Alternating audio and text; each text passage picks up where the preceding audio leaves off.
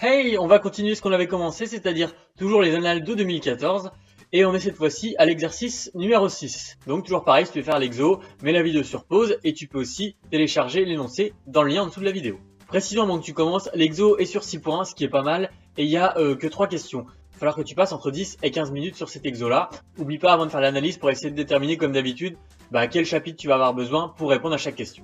Allez, bon courage! Et on se retrouve pour la correction et on commence tout de suite par analyser le sujet. Donc je lis l'énoncé. Pour savoir si les feux de croisement de sa voiture sont réglés correctement, Pauline éclaire un mur vertical comme illustre le dessin suivant. Donc à la voiture, il y a le mur vertical qui est ici. Bref, Pauline réalise le schéma ci-dessous, qui n'est pas à l'échelle, et relève les mesures suivantes. Donc PA égale 0,65 m, ça c'est des infos qui sont importantes, les infos de longueur, etc. C'est important. Je repère à chaque fois sur mon schéma à quoi ça correspond. PA, c'est la longueur qui est ici, PA. AC égale QP égale 5 mètres. Donc AC, QP et CK égale 0,58. Ok, donc là j'ai mis en rouge toutes les longueurs qu'on connaissait. P désigne le phare assimilé à un point. Ok. Pour que l'éclairage d'une voiture soit conforme, les constructeurs déterminent l'inclinaison du faisceau. Cette inclinaison correspond au rapport QK sur QP. Donc ça c'est une formule qui te donne. Inclinaison, c'est QK sur QP. Elle est correcte si ce rapport est compris entre 0,1 et 0,15. Voilà les infos de l'énoncé. Donc là, ce que je peux dire déjà, c'est que visiblement, le dessin du dessus ne servira plus à grand chose. On a un nouveau dessin qui est fait en dessous, qui a plus d'informations. Donc le dessin du dessus, normalement, devrait plus servir à grand chose. Question 1. Vérifier que les feux de croisement de Pauline sont réglés avec une inclinaison égale à 0,14. Là, je vois direct qu'il va falloir utiliser la formule qui me donnait juste au-dessus. Il va falloir calculer QK sur QP. Comment je calcule QK sur QP? QP, je l'ai, puisque je l'ai mis en rouge. QK, je ne le connais pas. Par contre, je connais KC. Donc, il va falloir d'abord trouver QK. Là, à première vue, ce qui va m'aider pour trouver QK, ça va être des propriétés géométriques que tu as appris cette année ou les années passées. Je vais rester assez large parce que pour l'instant, j'ai pas trop d'idées. Et le but, c'est pas de passer 3 heures non plus à essayer d'analyser l'énoncé. C'est juste pour me donner une première idée. Ensuite, deuxième question, donner une mesure de l'angle QPK correspondant à l'inclinaison. On arrondira au dixième de degré. Alors, on me demande un angle. Comment je peux calculer un angle? Avec les outils que je connais, je sais calculer un angle avec de la trigonométrie. Ça pourrait être aussi des propriétés des angles, les angles alternes internes, ce genre de trucs.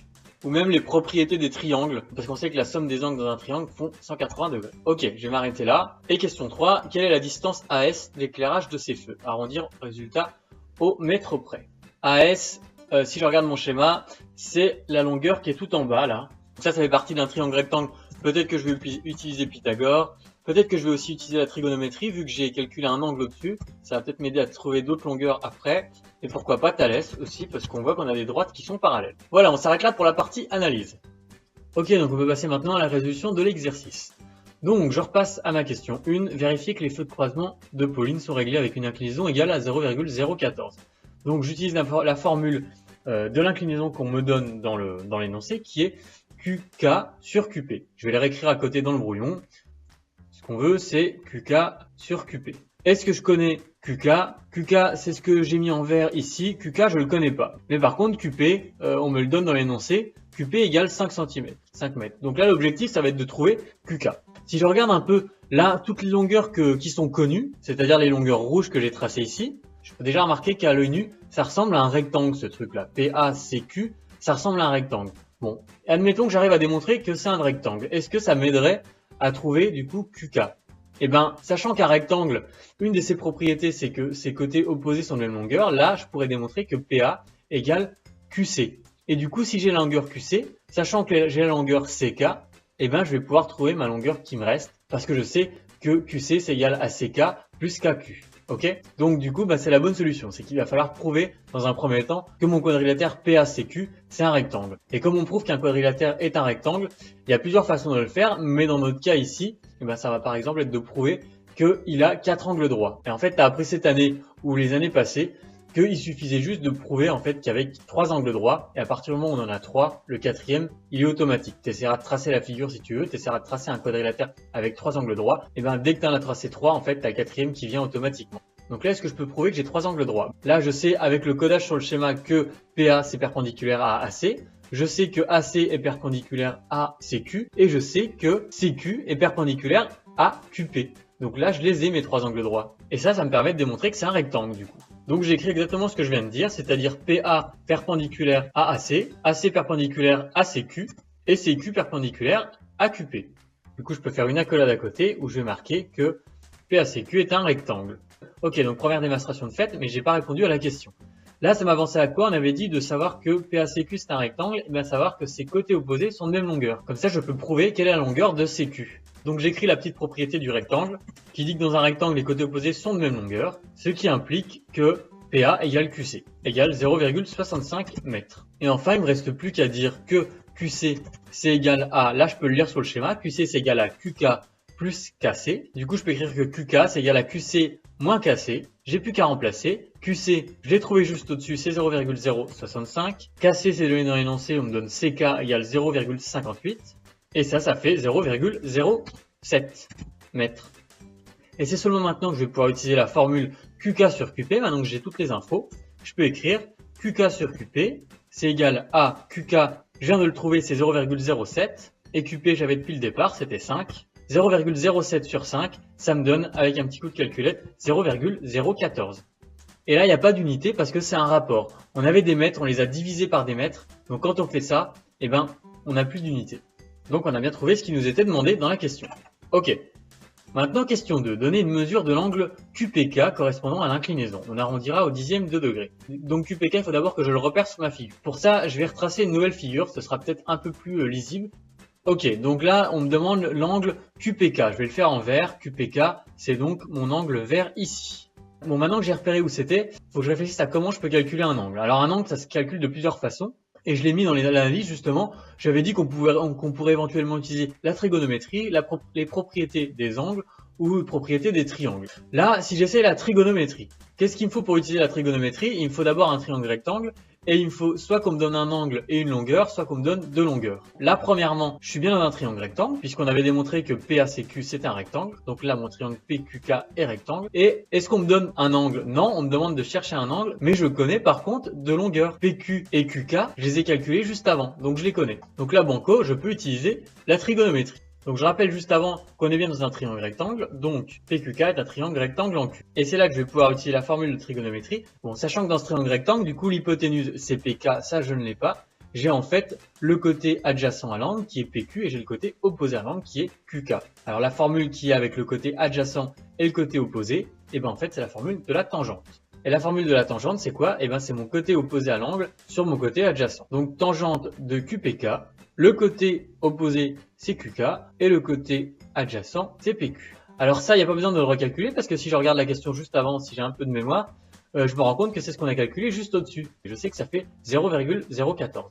Maintenant, il suffit juste d'utiliser la calculette. Quand je sais combien la tangente fait, j'ai juste à faire tangente puissance moins 1 de 0,014 pour trouver mon angle. Si je fais le calcul avec ma calculette, ça me donne 0,80.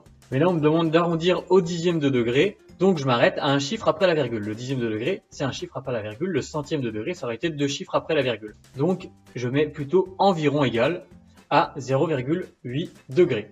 Alors c'est pas beaucoup, mais on m'avait bien précisé dans l'énoncé que le schéma n'était pas à l'échelle. Et si je regarde un peu ce que j'avais trouvé pour QK, j'avais trouvé que 0,07. Donc c'est vraiment tout petit, la longueur verte là, elle est minuscule. Donc plus la longueur là va être petite, plus l'angle va être petit. Donc c'est logique. J'ai une petite longueur ici, donc mon angle doit être petit. Et enfin, troisième question, quelle est la distance AS d'éclairage de ces feux? Arrondir au résultat au mètre près. Donc là, la distance AS, donc je reprends le schéma qui est tracé dans l'énoncé. AS, c'est on part d'ici et on va jusque S qui est là-bas. Ce qu'il faut que je remarque déjà, c'est que le segment PS, ce grand segment en diagonale là, son inclinaison, elle va dépendre en fait de mon angle que j'ai calculé juste au-dessus, de mon angle vert. Plus l'angle va être grand, plus la longueur AS va être petite. C'est pas ce qu'on me demande, mais ça m'indique déjà que je vais devoir utiliser certainement l'angle que je viens de trouver dans le calcul de AS. Là, je vais refaire un schéma pour qu'on y voit un peu plus clair. Et qu'est-ce que je remarque dans ce schéma-là? Pour calculer AS en utilisant la trigonométrie, cette fois-ci, il faudrait que je change de triangle. Il faudrait que je me mette dans le triangle PAS. Sauf que qu'est-ce que je connais de ce triangle PAS? Il faudrait que je connaisse ses angles. Est-ce que je connais l'angle APS? Non, je le connais pas. Est-ce que je connais l'angle ASP? Je le connais pas non plus. Je connais juste l'angle PAS qui a un angle droit. Ok, donc ça m'indique bien que je vais pouvoir utiliser la trigonométrie dans ce triangle-là. Par contre, il me faudra un autre angle parce que cette fois-ci, on me demande une longueur. Pour calculer une longueur en trigonométrie, il faut une longueur et un angle. Une longueur, est-ce que j'en ai une? PS, je la connais pas. AS, c'est ce que je cherche. J'ai PA. Cette longueur-là, je la connais. Donc j'ai une longueur, ok, mais il me faudrait aussi un angle. Donc soit l'angle APS, soit l'angle PSA. Et en fait, je me rends compte que je peux calculer les deux. Là, si je regarde APS, je vais faire ça en bleu. APS, on peut le calculer tout simplement parce que cet angle-là, il est rectangle.